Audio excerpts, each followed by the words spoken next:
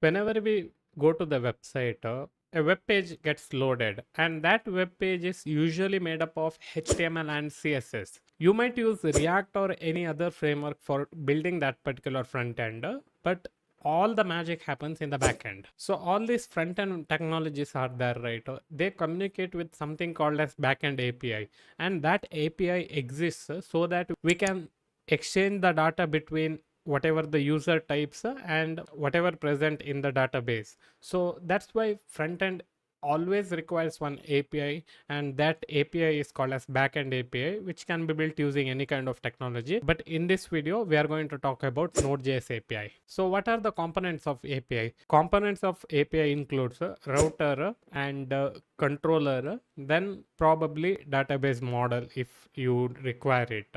So how does all these technologies work together? When a request comes, router actually matches it with whatever the parameter you have written in the backend, and that particular router gets connected to a controller function. In that controller function, all the controlling aspect of application works, meaning the data flow. Then it uses model to make sure everything gets saved in the database as you want it to be done. So that will be the component of the API. Now, what and all features does this API requires? Obviously, all the communication will be done using JSON. So it requires some kind of JSON compiler in order to make sure the front end understands what kind of data you are sending with every request. And as well as it requires authentication so that not everyone gets access to the database. Because what happens, if everybody gets access to all the database, then anybody can read and write, so that's not what you want. So authentication is required so that every request is validated. And it's not just that if one person gets logged in, then he can access everything.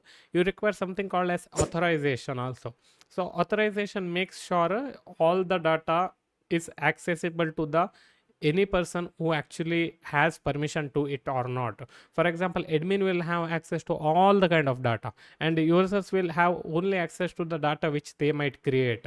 And maybe some kind of other access level also might exist, like employee or some kind of manager related, which can access particular features of the application.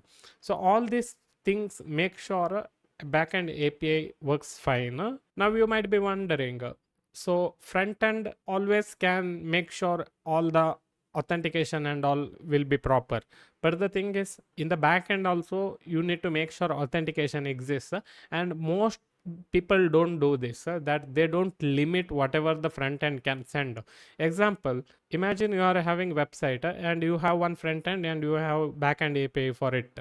And in the back end API, if somebody gets to know that particular URL of it, they can repeatedly send the request to it. And most people don't even realize, in 1 second if you send like 1,000 requests or anything like that, then of course your server will get crashed. So that's why backend API should always have some kind of authorization as well as rate limiting of request, whatever the request is sent from the front end.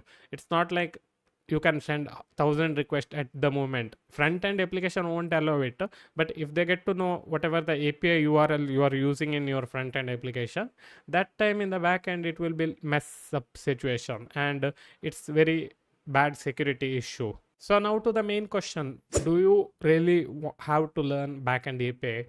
I guess if you are interested to learn backend API and work with database and all, you have to learn it, because it's one of the highly important job available in the market. Because without this, I don't think most of the website which actually generates money will work. For example, if you just want one website for one company, you can just make one simple landing page and you can give it.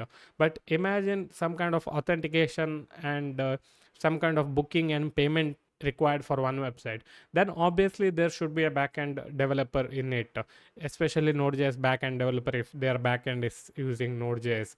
So that's why learning this backend technology will surely will get you highly paid job, because backend is important and most of the website in the future also will require it. As long as the website exists, then obviously there will be backend. Not only that, even mobile applications are getting lots of popularity nowadays. In a mobile application you don't require a web developer usually, but you require backend developer, because all this mobile application works using API only. So without API developer you can't do much in mobile application also. So that's why learning backend is highly popular nowadays. And if you are interested to work with database and writing backend logic with JSON, work with Postman, then it's a good idea to learn it. So that's it for this video, guys. If you like this video, then don't forget to hit that like button, and see you in the next video. Bye bye.